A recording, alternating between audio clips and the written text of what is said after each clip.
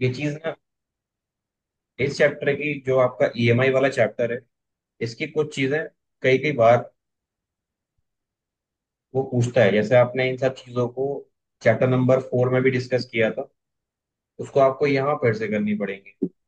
तो उससे क्या होगा, चीजें आपके जहन में बैठ जाती है, लेकिन कई बार वो चीजें कंफ्यूजन भी क्रिएट कर देती हैं। इसलिए मैं उसको यहाँ पर उतना ही बताऊंगा जितनी रिक्वायरमेंट है। जैसे लास्ट क्लास की हमारी हेडिंग थी various method of producing induce EMI AMF. तो आपके इस हेडिंग से क्या समझ में आ रहा है, किस चीज की बात करेगा यहाँ? वेरियस मेथड का मतलब किन किन मेथड से आप ईएमएफ को जनरेट कर सकते हैं। तो मैंने बताए थे ना ये कौन कौन से मेथड होते हैं। एक तो आप मैग्नेटिक फील्ड को चेंज कर लीजिए या फ्लक्स चेंज कर लीजिए। दूसरा, आप यस एरिया सर। चेंज कर दो, है ना। Yes sir. तीसरा था एंगल, अगर एंगल चेंज एंगल। करेंगे तो उससे। तो various method of producing induce EMF, वो हमारे होंगे वन बाय वन। सबसे पहला आपकी मैग्नेटिक फ्लक्स। अब ये मैग्नेटिक फ्लक्स के अंदर ही आती है बाकी सारी चीजें। जैसे मैग्नेटिक फ्लक्स का फॉर्मूला होता है ना हमारा, फाइ। तो फाइ को हम लिखते हैं बी ए कॉस थीटा, या फिर हम वेक्टर फॉर्म में अगर लिखते हैं उसको तो लिखते हैं B vector dot A vector. फिर डॉट का आने का मतलब ये है कि वेक्टर है और एंगल पर डिपेंड करेगा ही करेगा। तो मैग्नेटिक फ्लक्स जो है, ये क्या बनाता है, ईएमएफ। इसको आप लिखते हैं minus D five upon d T. तो टाइम तो चेंज होगा ही होगा। टाइम ही मेंशन नहीं करोगे कि सर टाइम पे भी डिपेंड करता है, नहीं। टाइम पे तो उसको डिपेंड करना ही पड़ेगा, क्योंकि आप रेट अगर पढ़ रहे हो ना किसी चीज का, तो उसमें टाइम का इंक्लूमेंट इंक्लूड जरूर होगा, उसका इंक्लूमेंट। अब देखिए, ये फ्लक्स का चेंज होने में तीन चीजें आती हैं आपकी। पहले नंबर पर आपका मैग्नेटिक फील्ड,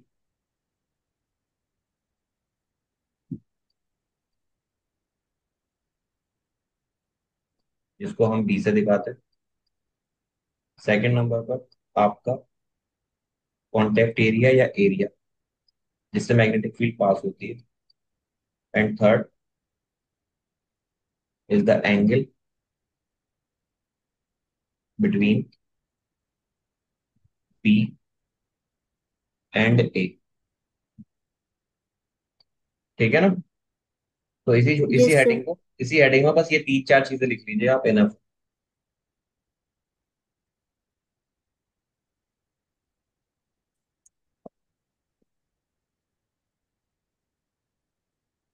सर ये आई पर भी डिपेंड करता है। करंट पर, यस सर। ये मैंने चौथे नंबर पर लिखाया था ना आपको, करंट पर भी डिपेंड करेगा। करंट पर प्रोडक्शन डिपेंड नहीं करेगा, मैं बताऊं ना आपको। अल्टीमेटली करंट पर डिपेंड कैसे करेगा। मान लो आपके पास एक कॉइल है जी।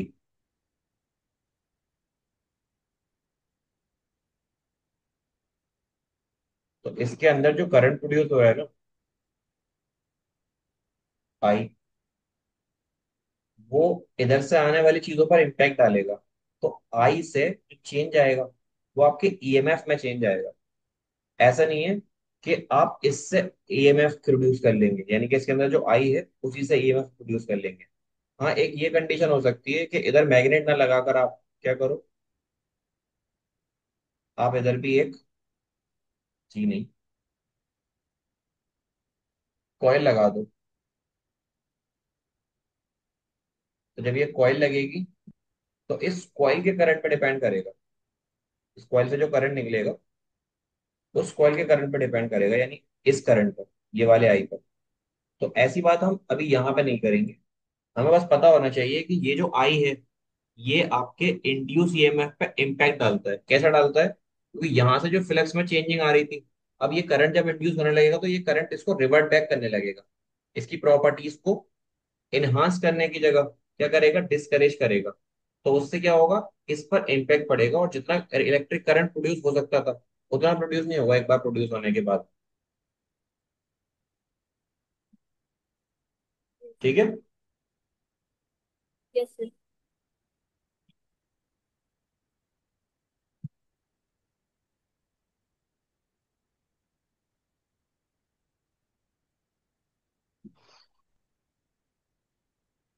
एक ये एक हेडिंग लिखिएगा इसी में से, वेरियस मेथड में ही एक मेथड की हेडिंग है।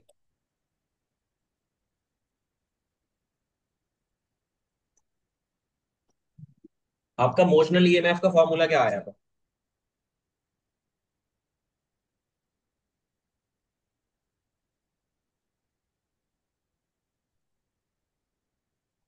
बताएं। जो मोशनल ये ईएमएफ का फॉर्मूला बी क्रिएट हुआ क्रॉस था। B B cross B. Into L. नहीं नहीं, देखो ईएमएफ का जो फॉर्मूला आया था वो आया था बी एल बी, ये था, यस सर। है ना? तो हम इसी चीज के बारे में पढ़ेंगे। ये लिख लिया आपने जो ये था? Yes sir. ठीक है। तो आप एक नई हेडिंग डालिएगा, क्वेश्चन आ जाता है इसमें। इसके बारे में लिखिएगा, the induce EMF by changing in area.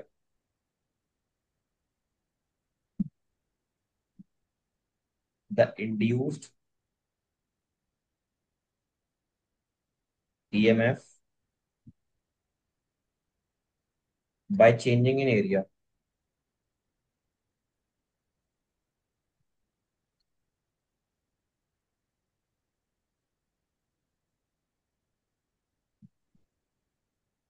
अब एरिया की मदद से किस तरीके से इंड्यूस ईएमएफ जनरेट होता है आपको ये बताना। तो एक काम करते हैं, पहले आप हेडिंग डाल लीजिए, फिर मैं क्या बताता हूँ उसके बारे में।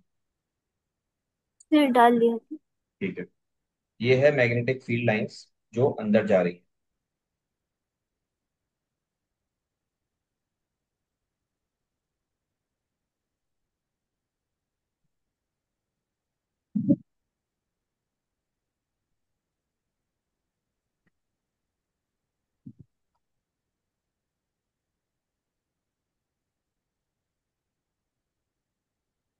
यहाँ पर आपके पास एक क्रॉस सेक्शन एरिया है। मैंने अभी के लिए उसको एक स्पेसिफिक शेप का मान लिया जो कि रेक्टेंगुलर शेप है। तो आप उसकी लेंथ मान लीजिए इधर से, जो कि है एल। अब आप क्या करिए, आप इसके एरिया को चेंज कीजिए। एरिया को चेंज करने के लिए आप इसको अंदर की तरफ लेकर आइए या बाहर ले जाइए, कुछ भी कर सकते हैं। उससे होगा क्या? उससे होगा ये कि ये जो आपकी लाइन है ये नीचे की तरफ ऐसे आ जाएगी। तो ये डिस्प्लेस कर रही है इस वाली एक्सिस को। इसको आप मान लीजिएगा कि इसने यहां से यहां तक जो डिस्प्लेस किया है वो किया है एक्स, या एक्स ही किया है। इधर की साइड एक्स डिस्प्लेस कर रही है। तो यहाँ लिख दीजिएगा आप, एल क्या है? Is the non varying side of the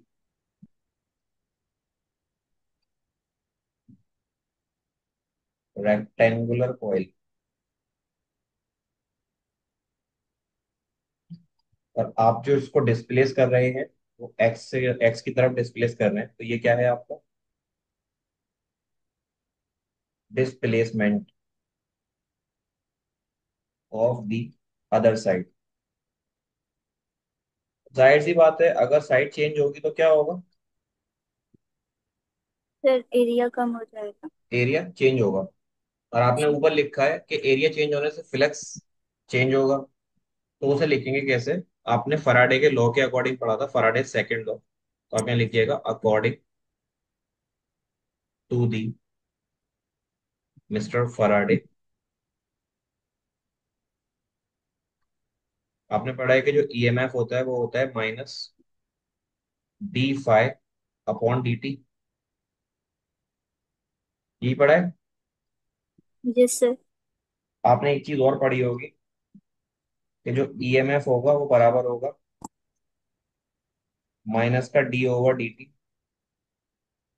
और फाइ। ऐसे लिखते हैं इसको। ये मैंने बताया था, इस यस तरीके सर। से आप लिख सकते हैं। तो देखिए, जो हमारा फाइ है वो होता है किसके बराबर है? वो होता है बी ए कॉस थीटा के। ठीक है। Yes sir. अब आपका जो ये बी और एरिया है, आपको दिख रहा है ना, एरिया वेक्टर तो आपका ऐसे ऐसे है, और आपकी जो मैग्नेटिक फील्ड है वो जा रही है अंदर, है ना। Yes sir. तो ये जरूरी नहीं है कि हमेशा ये एक दूसरे के परपेंडिकुलर हो। आपको क्या करना होता है, आप इसको मान लीजिएगा कि जो आपका यहाँ पर कॉस थीटा आएगा वो बराबर होगा cos 0 डिग्री के। क्यों? क्यों होगा? क्योंकि देखिए, इसका अगर मैं एरिया वेक्टर निकालूंगा ना इस एरिया का, तो वो भी अंदर ही जाएगा। आपकी जो सरफेस होती है कोई भी, उसका एरिया निकालना अलग चीज होती है, उसका एरिया वेक्टर निकालने के लिए हम उसको अंदर की तरफ ले जाएंगे।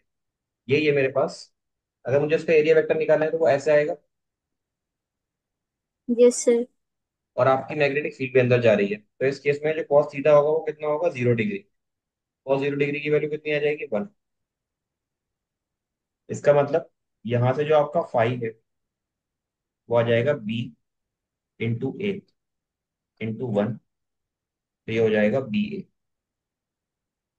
अभी आप ऊपर वाली इक्वेशन को कंटिन्यू कीजिए नीचे की साइड। ये जो आपका ईएमएफ था वो कितना था? -d/dt।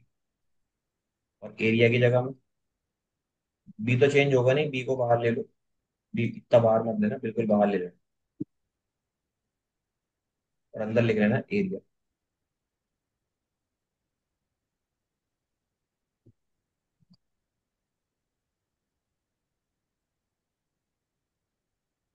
अब जो एरिया है वो क्या है? एरिया इसका वैसे तो पूरा यहां से है L × B, है ना। लेकिन बी चेंज नहीं हो रहा, तो आप चेंज इन एरिया लिखोगे, यानी कि आपको DA लिखना है। तो DA किसके बराबर हो जाएगा? वो हो जाएगा L × x की जगह DX। तो ये तो चेंज हुआ। तो आप क्या करिए, यहाँ पर जो आपने ये वाली डिस्टेंस ली है इसको x में लेकर आप इस DX लीजिएगा। तो ये कितना हो जाएगा यहाँ पर? DX। आप एरिया कैसे लिखेंगे? EMF is equals to minus का B d/dt of L × dx। DA की जगह क्या रखेंगे? D हटा दो यहाँ से, L × dx रखेंगे।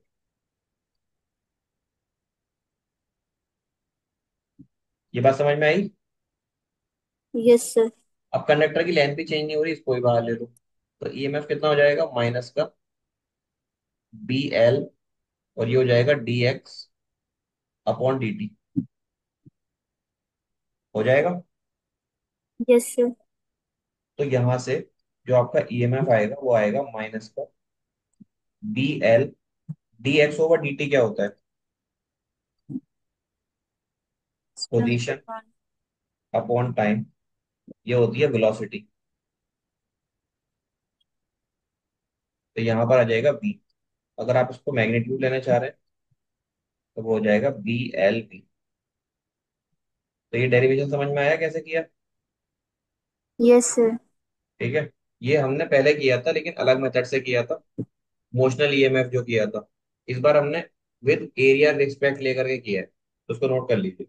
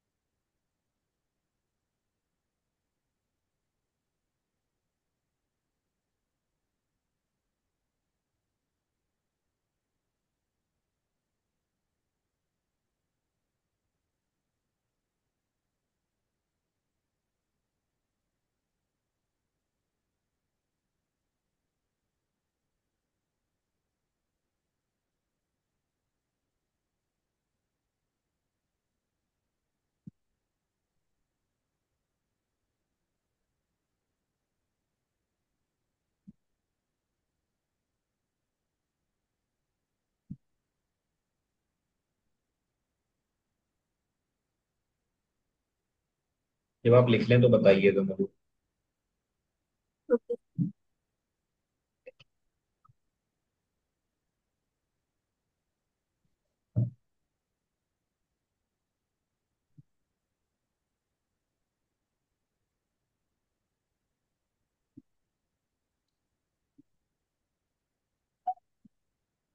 पानी ले आओ, क्या तो।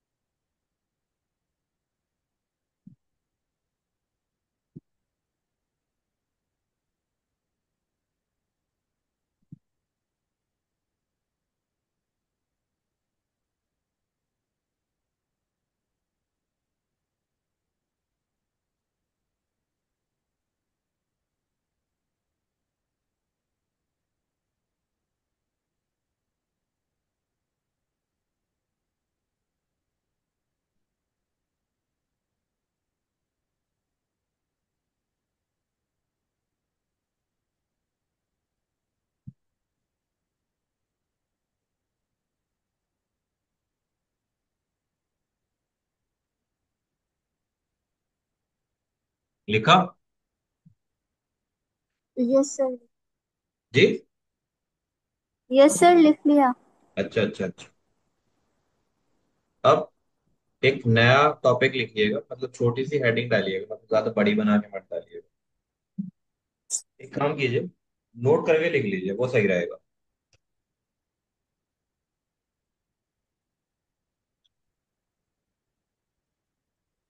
नोट में लिखिएगा ऐसी कौन कौन सी सर्टेन कंडीशंस है जिनकी वजह से ईएमएफ जीरो हो जाएगा। तो कुछ नोट्स लिखाऊंगा, नोट पेन से ही उसको नंबर वन नंबर टू करके लिख लीजिएगा, ठीक है आप। पहला नंबर तो यही लिखिएगा, सिंपल है। No EMF current will be induced in the loop. जो नोट लिखा है उसके सामने लिखिएगा, no EMF current will be induced in the loop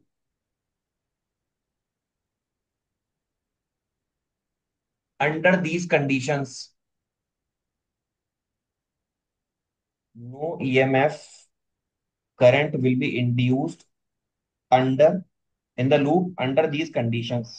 तो पहली कंडीशन लिखिएगा आप,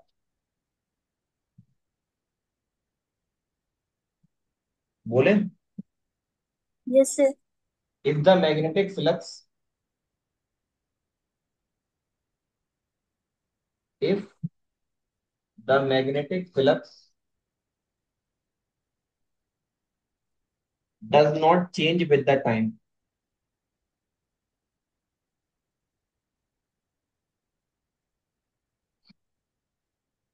If the magnetic flux does not change with the time.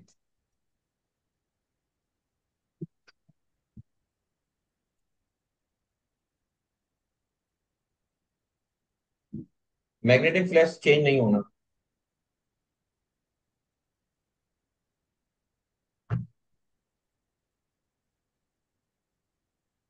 कहने का क्या मतलब है, चेंज ना होने का मतलब कांस्टेंट भी कह सकते हैं। उससे होगा क्या, आपका फाइ हमेशा कैसा रहना, कांस्टेंट रहना। तो उससे ईएमएफ कैसे जीरो हो जाएगा। ईएमएफ का फॉर्मूला होता है minus d phi by d t. अगर किसी कांस्टेंट टर्म को आप डिफरेंशिएट करेंगे तो वो तो जीरो आएगा ही आएगा, तो इस केस में ईएमएफ जनरेट नहीं होने वाला। ठीक है ना।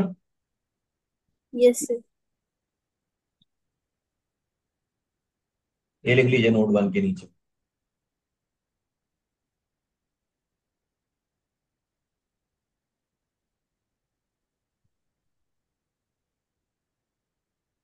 फिर यस सर। लिखिएगा second, the magnet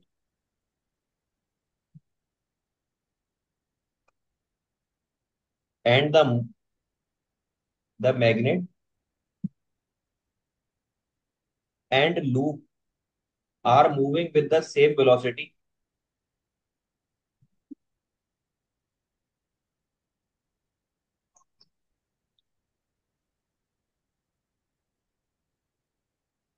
the magnet and the move the magnet and the loop are moving with the same velocity in the same direction.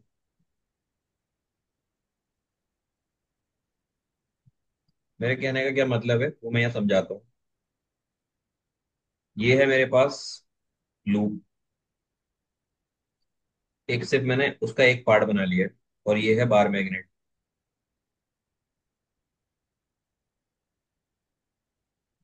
तो रिलेटिव मोशन होना चाहिए। रिलेटिव मोशन तो ये भी होता है कि ये इधर जाए और ये भी इधर जाए। लेकिन अगर ये वेलोसिटी बी से चल रहा है और ये भी वेलोसिटी बी से चल रहा है, दोनों की वेलोसिटी सेम है, यानी कि velocity of coil B vector बराबर है वेलोसिटी ऑफ बार मैग्नेट। तो इस केस में क्या होगा, इसको फील ही नहीं होगा कि इसका फ्लक्स चेंज हो रहा है। जब फील ही नहीं होगा तो फ्लक्स चेंज महसूस ही नहीं होगा। जब महसूस नहीं होगा तो यहाँ पर कोई चेंज नहीं दिखेगा, और इसी की वजह से हम कह सकते हैं कि यहाँ पर कोई ईएमएफ जनरेट नहीं होगा। अब ये सेम डायरेक्शन का मतलब जरूरी नहीं है कि लेफ्ट ही जाए, दोनों राइट भी जा सकते हैं, ऊपर भी जा सकते हैं, नीचे भी जा सकते हैं। बस फ्लो जो है या मोशन जो है वो कैसा होना चाहिए, सेम डायरेक्शन में और सेम वेलोसिटी के साथ। अगर वेलोसिटी 1% भी ऊपर नीचे हुई तो वहां पर इंड्यूस ईएमएफ जनरेट हो सकता है। आई बात समझ में? Yes sir. ठीक है। थर्ड पॉइंट लिखिएगा, note point. The magnet sir is ये rotate.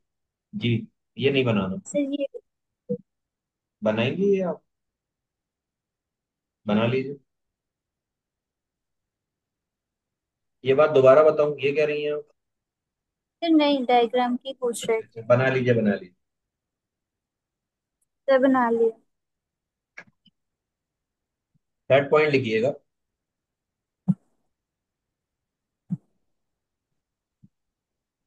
The magnet is rotated.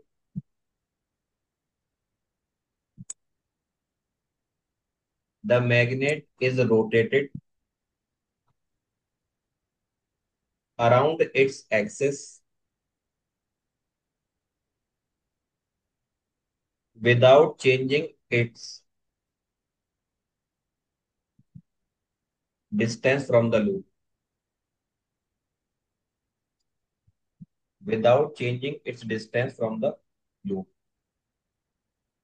देखिए क्या होगा, ये है मेरे पास एक लूप, यहाँ पर मैंने रख दी बार मैग्नेट, ये है नॉर्थ, ये है साउथ। तो उससे क्या होगा, ये जो हमारी कॉइल है ना, मैं बार मैग्नेट को लेकर इधर ऐसे ऐसे घुमा रहा हूँ सिर्फ।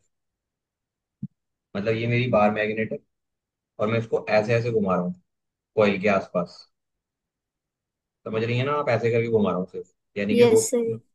तो इस केस में भी कोई भी ईएमएफ जनरेट नहीं होगा इस केस में। ठीक है। Yes sir. बनाएंगे डायग्राम, ये वाला बना लीजिए।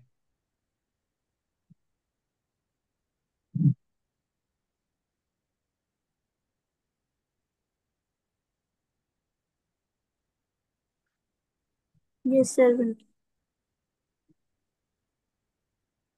ठीक है। नेक्स्ट देखिएगा, fourth point.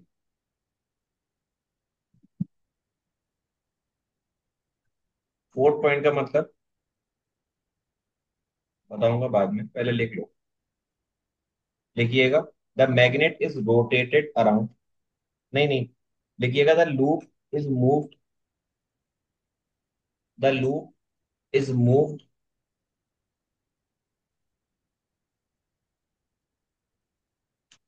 In a uniform magnetic field is move in a uniform magnetic field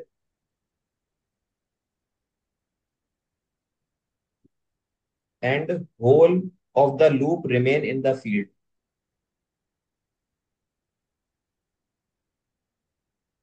And the whole loop remain in the field.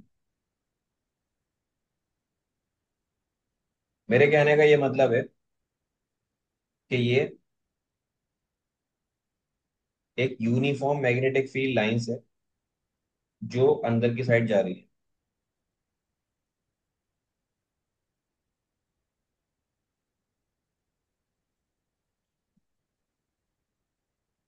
आपके पास एक लूप है इस शेप में। आपने इस लूप को सरका के यहां कर दिया।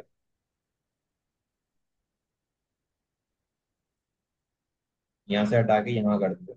मैं क्या करता हूँ, यहाँ से यहाँ दिखा देता हूँ यार उसको इधर से इधर ले। तो इस केस में क्या मैग्नेटिक फील्ड चेंज होगी? No sir. क्या एरिया चेंज होगा?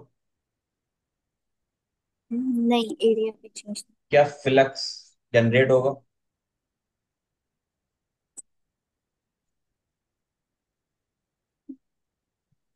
फ्लक्स जनरेट होगा।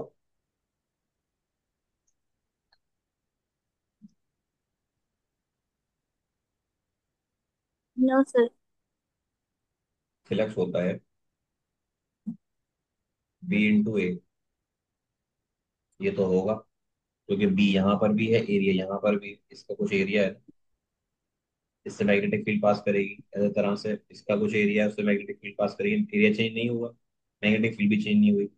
तो फ्लक्स यहाँ पर भी होगा, फ्लक्स यहाँ पर भी होगा। लेकिन जो फ्लक्स है ना, वो आपका 1 और 2 दोनों सेम रहेंगे। इसलिए अगर मैं बोलूँ फ्लक्स होगा तो होगा, लेकिन फ्लक्स में कोई चेंज नहीं आएगा, वो जीरो हो जाएगा चेंज इन फ्लक्स। इसीलिए अगर आप एक यूनिफॉर्म मैग्नेटिक फील्ड के अंदर ही सिर्फ कॉइल को घुमाते रहते हैं ना, तो उससे कोई भी कोई भी ईएमएफ जनरेट नहीं होगा उसके अंदर। या तो आपको उसको रोटेट कराना पड़ेगा। आप सिर्फ एक यूनिफॉर्म ली मैंने, ऐसे कॉइल है मेरे पास, ऐसे करके मैं उसको मैग्नेटिक फील्ड में, यूनिफॉर्म मैग्नेटिक फील्ड में ऐसे ऐसे कर रहा हूँ, तो उससे कुछ नहीं होगा। कोई भी ईएमएफ जनरेट नहीं होगा। अगर मैं उसको ऐसे कर दूं यूं करके, तो उसका एंगल चेंज हो रहा है, और एंगल चेंज के साथ साथ वो अपने फ्लक्स को जनरेट करना शुरू कर देगा।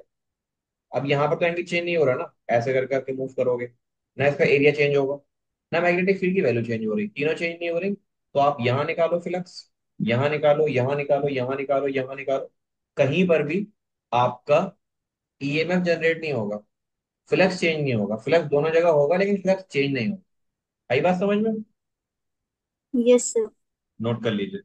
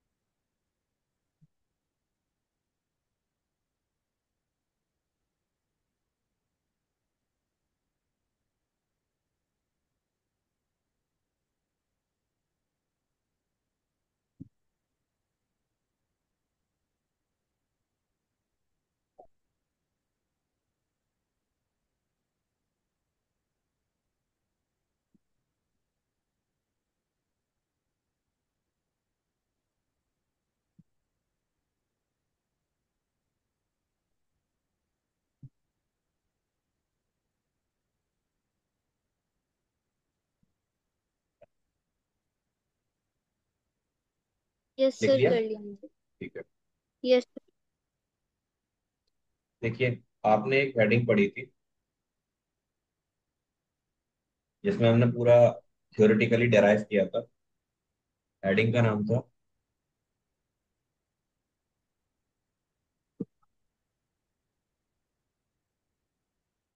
क्या नाम था? Motional EMF.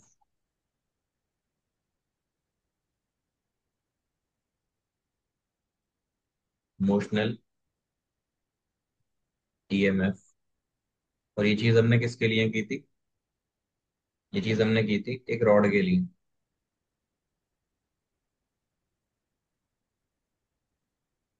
या पूरा रॉड के लिए हो, या पूरा एक इस तरह से कॉइल का।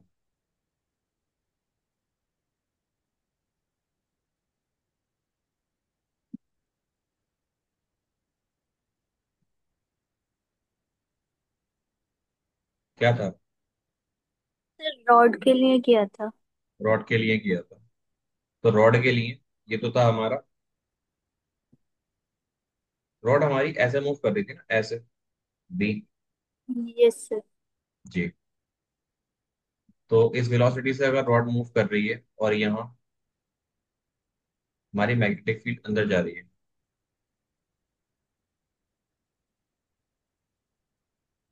तो आपने एक फॉर्मूला लिखा था उसके लिए, कि जो आपका यहाँ से ईएमएफ आएगा, इसके अंदर जनरेट होकर के वो होगा, कितनी मैग्नेटिक फील्ड थी, कितनी रॉड की लेंथ थी, और कितनी वेलोसिटी थी। यही है। Yes sir.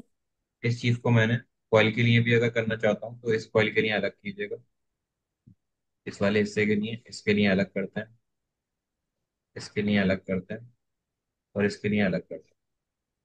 ठीक है। तो ये चार पोर्शन हो जाते हैं आपके। ये फर्स्ट, ये सेकंड, ये थर्ड, और ये फोर्थ। तो इस पे लिख देता हूँ, फर्स्ट, सेकंड, थर्ड, और ये फोर्थ। ठीक है। अब जो हमें पढ़ना है अगली क्लास में अपनी में, वो हम इस रॉड को रोटेट कराएंगे। इस रॉड को मैग्नेटिक फील्ड में अंदर रख के रोटेट कराएंगे। तो देखेंगे कि उसका रोटेशन की वजह से जो ईएमएफ है वो कैसे निकालेंगे हम। ठीक है। Yes sir. तो हमारी अगली हेडिंग जो होगी वो आप लिख लीजिए अभी, ताकि हमें अगले टाइम पे याद रहे कि हमें क्या पढ़ना है। वो लिखिएगा, motional induce EMF. Motional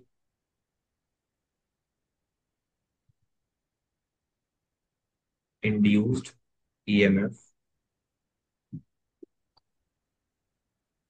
in a conducting rod.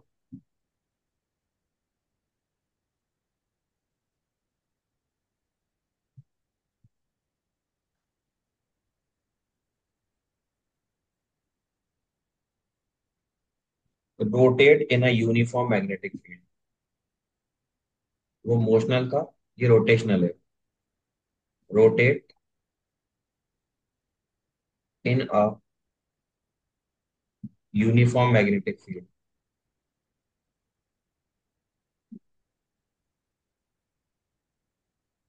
तो टॉपिक आप कनेक्ट कर पाती हैं जो मैं बताता हूँ, एक के बाद एक, एक के बाद एक, केयर इंटर रिलेटेड ही होता है। Yes sir. कहीं कहीं पर हो सकता है कंटिन्यूटी ब्रेक कर जाए। ठीक है। तो आप मुझसे दोबारा पूछ लीजिए कि कहाँ से पढ़। इसको हम पढ़ेंगे कल की क्लास में, और ये इजी ही है, मतलब इससे टिपिकल चीजें नहीं आएंगी आगे, इजी है। थ्योरेटिकल ज्यादा रहेगा पोर्शन अब। ठीक है। तो कल मिलते हैं यस सर। सेम टाइम पर। तब तक के लिए धन्यवाद। ठीक है। आप लीव कर सकते हैं मैं तो, वैसे भी मीटिंग बहुत होने आसान। वाली है। वालेकुम।